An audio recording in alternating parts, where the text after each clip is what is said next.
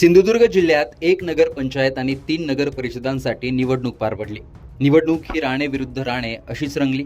पहिल्यांदाच राणेंच्या विरोधात राणे हे जिल्ह्यात उभे ठाकले होते, त्यामुळे राज्याचं लक्ष या निवडणुकीकडे लागलं होतं आणि अपेक्षित हेच होतं की जिंकले तरी राणे जिंकतील, आणि झालंही तसंच।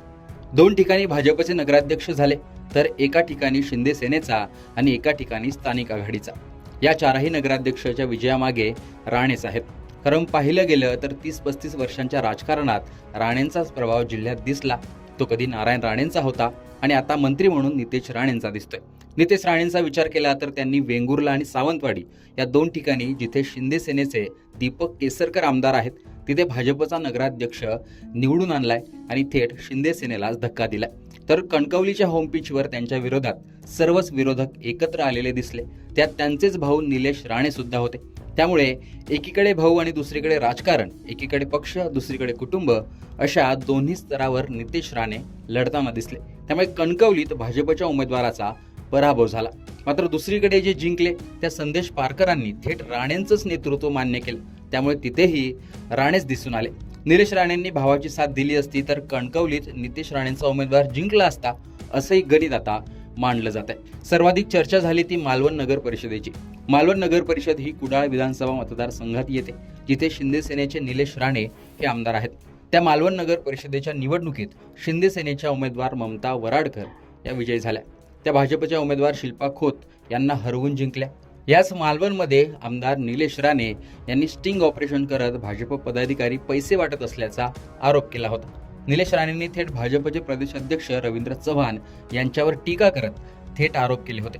भाजप नगराध्यक्ष पदाचे उमेदवार शिल्पा खोत यांचं जात प्रमाणपत्र खोटे असल्याचा आरोपही त्यांनी इथेच केला होता। तिथेच निलेश राणेंच्या उमेदवाराने यश मिळवलंय। या ठिकाणी मात्र रवींद्र चव्हाण यांच्यावर आरोप झाल्याने या प्रकरणाची चर्चा रंगली होती। भाजप आणि शिंदेंच्या शिवसेनेच्या युतीपर्यंतच्या गोष्टीवर प्रभाव देखील यामुळे पडेल असं बोललं जात होतं आणि सिंधुदुर्गात स्वतः रवींद्र चव्हाणच लक्ष देत आहेत हेही निदर्शनास आणण्याचे प्रयत्न झाले होते। वेंगुर्ला आणि सावंतवाडीत मात्र भाजपने आपले उमेदवार निवडून आणले। तिथे मात्र भाजपचे मंत्री नितेश राणे हे शिंदे सेनेचे आमदार दीपक केसरकर यांच्यावर भारी पडले। दोन्ही ठिकाणी भाजपचा नगराध्यक्ष निवडून आलाय। सावंतवाडी संस्थानाच्या युवराज्ञी श्रद्धाराजे भोसले यांनी भाजपकडून निवडणूक लढवली होती, त्या ट्रोलही झाल्या होत्या, तिथे त्या जिंकल्या आहेत। तर वेंगुर्ल्यात दिलीप गिरप हे भाजपचे उमेदवार निवडून आलेत। शिवाय दोन्ही ठिकाणी बहुमताने नगरसेवकही भाजपचे निवडून आलेत। शिंदे सेनेच्या दीपक केसरकरांना एकाच मतदारसंघात 2 ठिकाणी धक्का देण्याचं काम या निमित्ताने नितेश राणेंनी केलं। त्यामुळे राणेंचं होमपिच असलेल्या कणकवली आणि मालवणात एक राणे जिंकले, तर सावंतवाडी आणि वेंगुर्ल्यात दुसरे राणे जिंकले अशी परिस्थिती सिंधुदुर्गात पाहायला मिळाली। यापुढे जिल्ह्याचा पालकमंत्री म्हणून या शहरांच्या विकासाच्या दृष्टिकोनातून त्यांच्या काही अपेक्षा आणि मागण्या निवेदनारूपी जे माझ्याकडे येतील, कुठलंही पक्षपाती न करता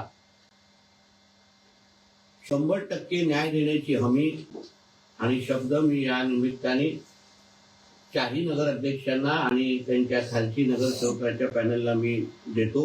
शिवसेनेचे कुडाळ मालवणचे आमदार, त्यांच्याकडे कणकवली आणि मालवण या दोन्हीचे प्रभारी म्हणून त्यांच्याकडे पद होतं। ते आदरणीय निलेशजी राणेंचं मी मनापासून त्यांचं अभिनंदन करतो, त्यांच्या जिल्हा प्रमुखांचं अभिनंदन करतो। अतिशय चांगली लढत त्यांच्या नेतृत्वाखाली मालवण आणि कणकवलीमध्ये शहर विकास आघाडीचं पण नेतृत्व आदरणीय निलेशजींनीच केलेलं होतं आणि त्यामुळे ह्या दोन्ही शहरांमध्ये जो विजय मिळाला ह्याच्यामध्ये त्यांचा सिंहाचा वाटा आहे, म्हणून त्यांचं मनापासून अभिनंदन करतो। या कणकवलीच्या निवडणुकीमध्ये मी विरुद्ध सगळेच होतो, म्हणजे आतमधले, बाहेरचे, माझे, विरोधातले सगळे एकत्र आलेले।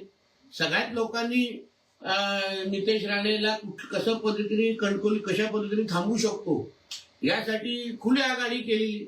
शहर विकास आघाडीचं उद्दिष्ट तेवढं होतं की कुठल्याही पद्धतीने नितेश राणे आणि ह्या लोकांना तुम्ही अद्दल घडवा। त्या बाबतीमध्ये जे काही 15-20 दिवस मला जो काय अनुभव आला, मी निश्चित पद्धतीने ह्या बाबतीमध्ये पक्ष नेतृत्वाशी बोलणार आहे, आदरणीय देवेंद्र फडणवीसांशी जाऊन बोलणार आहे।